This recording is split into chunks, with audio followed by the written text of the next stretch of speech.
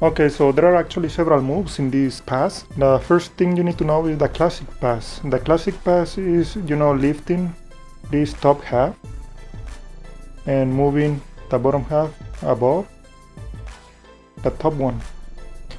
Now, you need to have not just the flesh or the tip as a break, but the whole tip inside. And it pinches or catches the top half against the third finger, lifted, and basically it's just a partial lifting.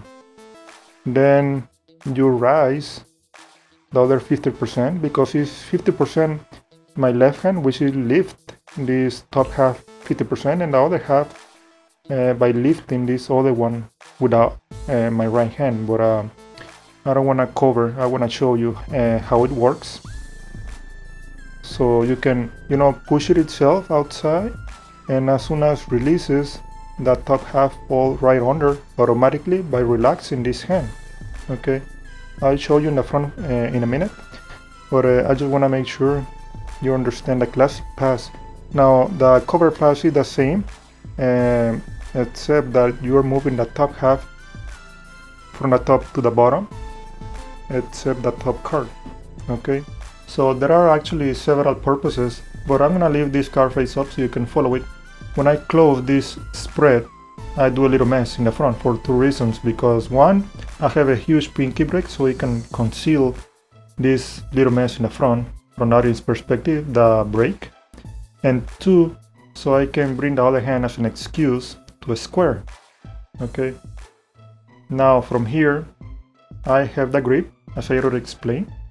So I can take this upper half from the top to the bottom. Now I'm actually doing the pass without covering, so you can see a little better. Now covering, this is the way it looks. Okay. Now obviously there are two grips. The first one is this one, the one I already explained. I'll show you the second one in a minute. But there is an issue when you take the top half from the top to the bottom.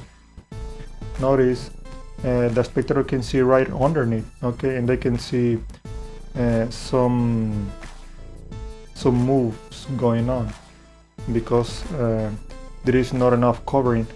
Now the right covering, this is what it is.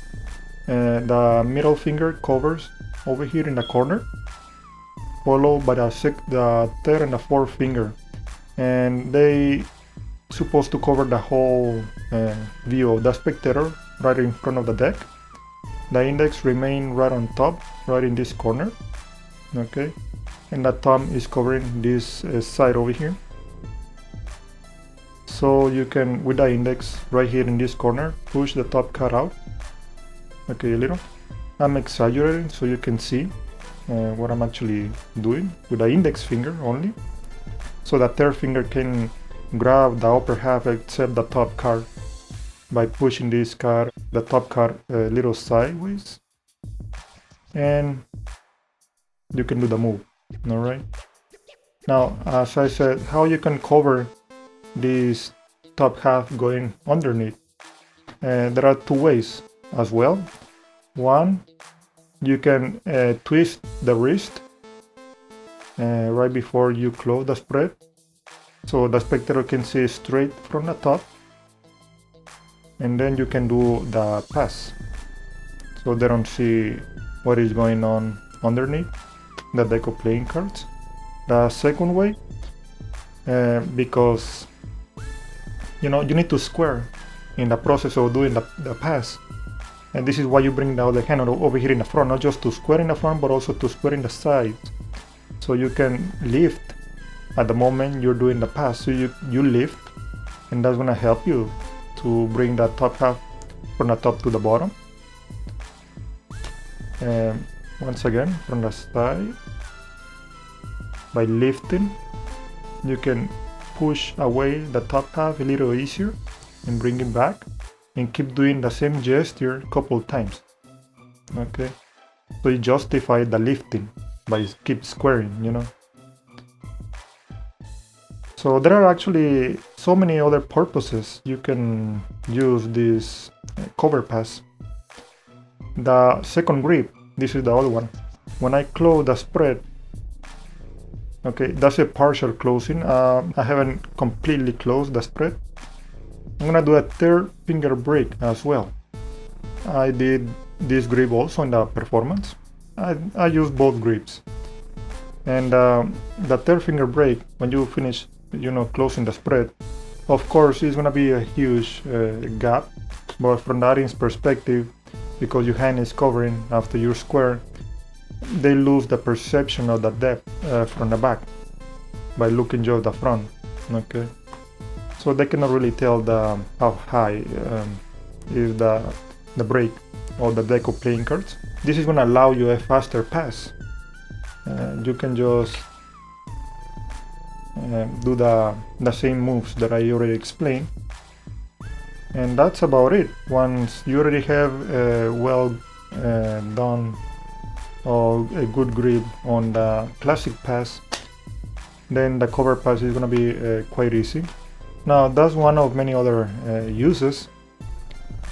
Just close the spread and a square in the front.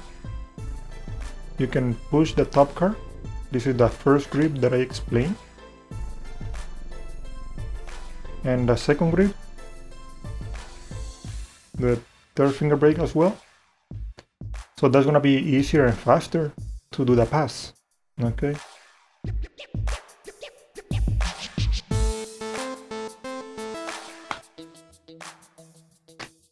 Now a little tip that I can say about it: when I do the pass, I usually move forward a little bit, and it covers actually this side very well because I'm pushing this card a little sideways, so when the top half go to the side, this top card covers quite fast that top section going from the top to the bottom.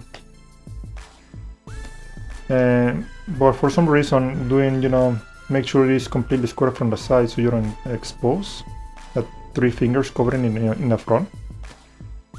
And I move a little bit to the front as a reason was an excuse because the thumb is right here in the upper corner, and when I move it to the front it's like sliding towards the back.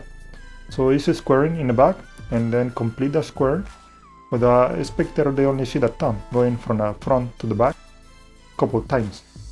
Okay, so it looks a little bit more subtle that way when you lift it and keep, don't over exaggerate it, just a couple times, that's gonna be good enough. And that's it.